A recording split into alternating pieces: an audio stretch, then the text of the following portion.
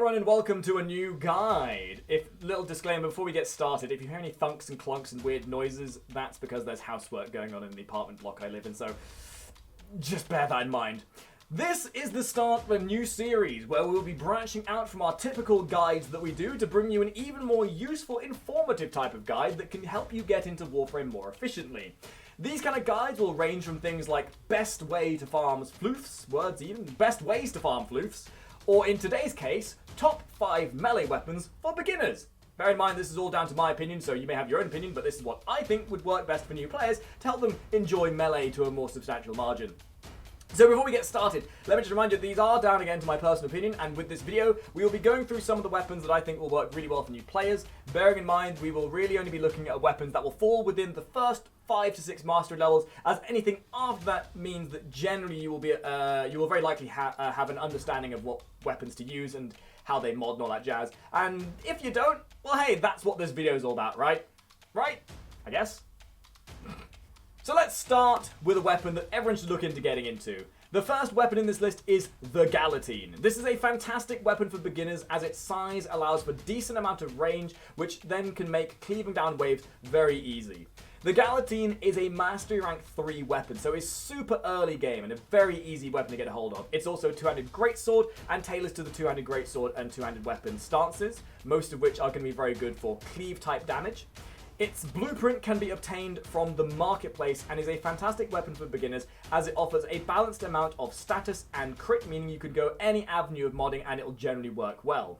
Also, being based on slash damage, there's a higher amount of potency from this weapon, and if you've seen my damage guide, you will very likely know that slash damage, or hopefully you will know sooner rather than later, that slash is one of the better damage types to go for as it helps carry damage quite heavily as opposed to puncture and impact, for example. The sheer amount of raw damage this weapon has is amazing as well.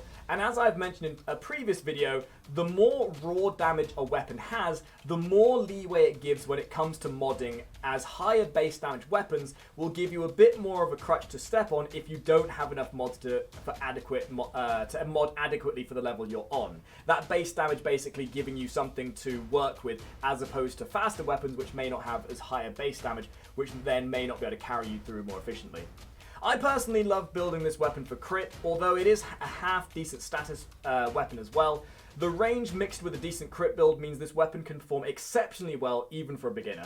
Although it is an exceptionally slow weapon, it more than makes up for that with the simplicity and stopping power this weapon brings. And even with the speed, it can become acceptable just with 1, maybe 2 speed mods that you would use, for example Fury or Berserker. And again, this weapon, super good, super early accessible for anyone, and for a new player is very simple to mod, which sometimes is more important than the damage a weapon does. As mentioned previously, the blueprint for this comes from the marketplace, and this will set you back 4 gallium, 750 salvage, 500 rubido, 200 alloy plates, 30k credits to make it, and 25k for the blueprint. So it's very cheap, especially for a newer player, and most of these materials are very easily obtainable within the beginning of the game as well. Now, with each of these weapons that we're going to demonstrate, we're also going to demonstrate a beginner's build, as well as also a more advanced build that could be something you could aim for down the line. Again, these builds are things that I have tested out that work well for me. You can change them around as much as you want, but these are some of the good things you can initially aim for. So, right off the bat with the Gallatin, the stance mod is kind of up to you. Tempo Royale is a little bit harder to get, however, there are multiple other stances that you can go for. Rending Crane is very good. Cleaving Whirlwind. In fact, if Cleaving Whirlwind you can get quite early on from the game. So I would highly recommend using this, as it's also very good for AoE damage as well. However, Tempo Royale has a natural stun in it, and I find it to be slightly more beneficial for the type of playstyle you'd want with Gallatin in the first place. Now, a lot of these builds are going to look very similar, and there's a couple things I want to point out very quickly here. Berserker. Some people might say this isn't very easy for new players to get. However, if you know where to get it from and you farm it out, you can get it pretty early in the game. I myself got it at Master Rank 2. It comes from the Void from Corrupted Eximus, I believe. If I got that wrong, I will correct myself in post-editing. If you don't have Berserker, then you can just swap it out with Fury. Ideally, with any big weapon like this, you want them to attack faster. Fury and Berserker are the two most fundamental attack speed mods that you can get your hands on. Fury is super easy to get a hold of and more than substitutes nicely for Berserker, and in fact is less of a capacity requirement as well. Generally speaking, on any weapon like this, you always want at least one element type. With this, we're going with Viral to get that halved health on the status prop. And again, because it does have that quite nice baseline status chance, you are going to be seeing quite a lot of damage from this. Then, because it's a crit weapon, we're focusing on the crit damage. Gladiator Might, it may look a bit complicated, but it comes from the Cetus bounties and is very easily obtainable. The combo meter thingy here goes quite nicely as well to then add to that crit ratio. And then you've got Pressure Point for the base damage and Fever Strike and Northwind to add to that Viral. A build that you would look forward towards getting at the end of it would be something more along the lines of this. Because the weapon is very long, Maiming Strike can work really well with very high reach weapons. And you can then replace the Riven with basically anything that you so desired. Rivens are basically mods that will push a speciality on that weapon. So, for example, with this, I'm using Maiming Strike to work in conjunction with the Riven because we got slide attack damage on the Riven then for using the Maiming Strike, so it makes a bit of sense. In place of that, you could just go pure crit, having Prime Pressure Point. Blood Rush is really the only thing that's a really great thing to aim for, as it works immensely well with any crit build. As well as that, you can also then add Condition Overload in the place of in place of the Riven. You could also then put Weeping Wounds in the place of Maiming Strike, and that itself would make a very potent end game build. The second weapon on this list are the Dual Cleavers. Another amazing low-level weapon which often doesn't get its fair share of love, as people look at it and think, well, they just look silly. But lo and behold, the beauty is in the eye of the beholder with this one. Even if it does look like the butcher from Diablo left his cooking utensils on the sideboard and some clever corpus dude decided, hey, I can make some credits off of those. These weapons are great, they are quick, they can be modded super easily, and even though they are very evidently axes, they use dual sword stance mods which offer, that's a tongue twister, dual sword stance mods, which can offer great cleaving combos with the right stance. On top of that, they are also a requisite for making weapons like the Ripcasts later down the line, which gives them added longevity value in terms of what you can use them for later down the line if you so decide to make them into something else. These weapons, as mentioned, are super speedy, but also have some of the highest crit ratios of any melee weapon prior to the master rank of 6. With a 3.0 crit multiplier and a base of 25% crit chance, you can really get some great damage out of these things even with subpar modding, or if you lack the mods to make the most of them. Although they do lack somewhat in range, using this in combination with quick frames like Excalibur or Volt to close the distance to get in and deal damage, they can easily make up for the small downside they come with. Being based on slash damage, this also adds to that large amount of potency this weapon comes with right off the bat. As a personal suggestion as well, these weapons are highly, highly potent even with a subpar build. Modding them even with low-leveled mods you can use these to really easily clear the star chart. And I would highly recommend give them a try, and if you don't like them, just hold on to them for the very least of opening up more mastery potential with the Ripcast or other things you can make with them. The blueprint, much like the Gallatin, is obtained from the marketplace, costing 5 gallium, 100 salvage, 800 polymer, 1,200 alloy plates, 20k credits to make, and 25k for the blueprint. And in terms of modding, this is going to be very simple. It's actually a really great weapon right off the bat because it's one of the earlier weapons you get that has an innate polarity on it, meaning you'll need less former to make an optimal build. As we can see with right here, this build I have is super straightforward, much like what we had with the Gallatin. We've instead substituted out the Shattering Smash for reach to get that bit of bonus range so you can build up your combo multiplier better. Again, you have Berserker, but if you don't have Berserker, you can swap it out for Fury. And then you have Pressure Point for the damage. We have crit damage from Organ Shatter, True Steel, and Gladiator Might, much like we did before. And we've got Viral as well. If you can get Corrosive, that's also a very good option as well, especially if you don't have Organ Shatter. If you don't have Shattering Smash even. And in terms of stances, I find Crossing Snakes is very useful, but stances are probably going to be the hardest thing to come by when you're new to the game. Trying to find somebody who can maybe trade one with you, or trying to find where these specifically drop from, will very likely be your hardest venture you go into when you're new to Warframe. Now, in terms of like a finished build, I actually don't personally have one because this build works fundamentally even up to level 90 and beyond. But if you want to substitute mods out, a finalized build would use things like Blood Rush in place of maybe Gladiator Might. You would swap out Reach with possibly a Riven. You could even then put on Drifting Contact to keep your combo meter up even further. Condition Overload is always a good choice with weapons like this, even though status chance isn't always the priority. Having mods that scale with combo meters is always going to help boost the damage exponentially, even beyond their initial margins. And really, with this, the world's your oyster. There's so many different avenues you can take with the dual cleavers. The late game potential with these things is really powerful. And you then have different variants of them as well, with the Prisma cleavers as well. So have fun with these weapons. They're very open-ended to how you want to play with them. The third entry on this list is Atarax. So this is one of the first whip weapons you'll likely be able to get your hands on, and allows you to embody that deep-seated fantasy of being into BDSM you've always desired about. Anyway, the Atarax, along with most whip weapons, offers some very unique benefits, and being a Master Rank 2 weapon offers one of the earliest and probably one of the most potent whip weapons you can use in the game. All the whip weapons gain bonus range and crit damage on slide attack, which also has which also then has a very radial spiral form of damage that you deal when you do slide attacks. The damage inflicting is a large amount of slash, and all enemies within a decent range will be inflicted by this as well. So if you picture it, imagine that there's a ring above you. There's maybe a 20-degree margin that isn't affected by the damage of a slide attack. So what I'm trying to say is, a lot of crap is going to die around you should you do slide attacks, and you will have to flex that Control E button mashing skills of your fingers quite substantially with the Atarax. The Atarax also has one of the highest base crit ratios of any weapon, and out of all the whip weapons too.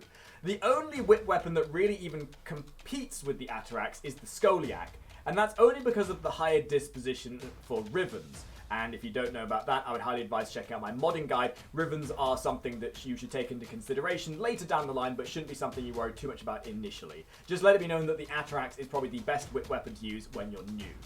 The weapon being based on slash damage also offers a lovely status proc for when you're slashing up your enemies, and being that it is also so basic, modding it doesn't take much genius either. And it is also very easy to get some decent damage out of, even with subpar modding. And although it is slightly more build dependent than most of the weapons on this list, it definitely allows for some ease of access with damage and clearing waves when you're newer to the game. The Atarax is obtained from the marketplace, or at least the blueprint for it is, at Mastery Rank 2. Super early mastery level. Excellent for those lovely new players who want to use the whip. 1,500 salvage, 800 polymer, 200 rubido, and 2 argon crystals are the cost for this. Now those argon crystals might be a slightly deterring factor for this, as argon crystals are not the easiest to get, especially if you're super new to the game. But again, obtainable from the void, you just got to go there and farm them up. Bear in mind they do have a half-life, so use them up quickly. This will also cost you 20k for the blueprint and 20k to create. Now, in terms of modding when it comes to the Atarax, this is the beginner's build that I would suggest. Again, you're seeing some similarities here with the fact that they all seem very similar. That's because we're focusing on the baseline mods, things that are easily obtainable, things that will guarantee some results. So again, we've got Berserker for the attack speed, and with the whip weapons being as quick as they are, you don't need anything more than that. If you don't have Berserker, Fury is more than adequate as a substitute. Now, something that you can do with a weapon like this, because you have so much range, is you could substitute one of the crit mods with Shattering Impact, which can then help your team, as well as yourself as well, to lower the armor of the enemy. This is entirely personal preference, and if, again, Shattering Impact being as easy as to obtain, this could be swapped out for at any point, should you maybe feel like you're fighting heavily armored enemies and maybe struggling against them. A finalized build with Atarax is quite strange, and there are certain mods within the game that can really help a whip weapon. For example, Maiming Strike. This is a mod that is obtainable from the Acolyte event, and it's pretty kind of cheap to come across. You can't really get it otherwise, but if you can get it, this mod in particular will excel with your whip weapons. Having 90% critical chance on slide attacks is super powerful. Considering that you're already doing bonus crit chance on slide attacks anyway, this just synergizes immensely well. And again, you're seeing some similarities here as well. Things like Blood Rush to help scale with your combo multiplier on crit chance. You will red crit like a mother trucker with these mods on, just to let it be known. You then have Condition Overload. Condition Overload works immensely well, especially if you've got other people dealing status chance effects in your team. And then you've got Weeping Wounds to help with that status proc as well. The slash damage, Pressure Point, True Steel, all that crit damage, all that base damage. This is the sort of build you would look for ending up with. And if you had a Riven, you would potentially replace the Riven with Weeping Wounds. I find Weeping Wounds is very good, but for a weapon that doesn't specialize in status effect, you would put that in there in place of that. Or potentially even True Steel, depending on what that Riven had the stats of. The fourth addition to this list is Guandou. Now, to anyone who's been in my streams, this probably comes as no surprise, but I love the Guandou. It is hands down one of my most used weapons in the game at all. And other than making you look like an absolute badass, it is probably one of the strongest weapons, even unmodded, in the game, and has exponential potential to deal insane damage in the right hands. This is probably also one of the most annoying to get a hold of weapons in this list, as it sits at Master Rank 4, so you might have to wait a little bit to get a hold of it. And on top of that, it is also from the Clan Dojo from the Tenno Labs. So you might want to go into the public chat channels and ask people to join a clan. This isn't a too tricky one, and it is usually one that clans will often research as one of the first ones, but just let it be known, this is definitely one of the more annoying ones to get a hold of. The Guandou comes in with a huge amount of default range, allowing to really keep enemies at bay and away from your precious newbie frame. It weighs in with a really impressive amount of crit damage and crit chance, and deals a huge amount of base slash damage, which, as mentioned with the Gala Team, can really give a bit of leeway when it comes to modding, as it, even with not the best modding, it can hold its own quite nicely. In the early stage of the game, as you're doing your quest and clearing out the star chart, some of the best parts about this, other than the stupid amount of raw damage it comes with, is that it comes with 2 innate polarity slots in the modding, meaning you really don't even need that many former to get a good build out of this. Although it lacks in status chance, it more than makes up for that in the pure damage department and the sheer reach of this weapon. Not to mention, you look really cool! As mentioned, the blueprint is obtained from the Clan Dojo and the Tenno Labs. Not including the research for the clan, this will cost you 3 gallium, 65 oxium, 750 polymer, 2,500 ferrite, 15k for the blueprint, and 15k for the construction. And again, similar to the previous builds we've seen, a beginner's build will look very similar to what we've seen already. You got Berserker for the speed, you got the crit damage on there, you got reach for that range. You could possibly replace one of the crit mods with Shattering Impact, much like we mentioned before. But again, this actually doesn't need to be similar to this. I could actually recommend going Corrosive instead of Viral, especially with the range. Having Corrosive to then reduce armor as well means you not only get damage, but it rejects the necessity of having Shattering Impact should you wish. This weapon specifically is really good for fiddling around with builds. Because of those 2 innate polarities you have, having those really allows you to play around with builds. Use builds and test them out with the Guandou, because that will make life much easier for you and help you understand builds in a much more fundamental manner without needing to form something so heavily. The 5th and final weapon on this list is the Nikana. Another Tenno Lab item, unfortunately, but it is an immensely good beginner weapon that really embodies the whole ninja trope within the game. I can personally attest to the validity of this weapon being good, as I used this solidly for the first 2 or 3 years of me playing this game. And it hosts so many benefits that are great and more than make up for the slightly annoying construction costs, which we will get to later.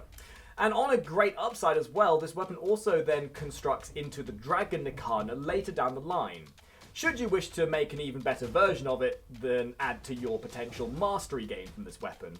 The Nikana is a super fast, swish, one-handed sword that hosts a fantastic amount of base slash damage, and although it doesn't really come with great damage initially, its crit multiplier of 2.0 and an even distribution between crit and status means you can really mod this any which way, and it will generally work out nicely for you. On top of that, it comes with an innate 2 polarities that will allow you to mod this weapon all the easier, much like the Guandou as we talked about earlier. And with a frame like Excalibur or Rhino, where you have the ability of closing distances between you and the enemy, quickly, this weapon really offers a great amount of potential with very few downsides. On top of that as well, it does really come with some really great stances that can embody the whole aspect of being a ninja, whilst also having some great cleave potential as well. As mentioned, unfortunately this is from the clan dojo, so you better get out there and find yourselves a clan.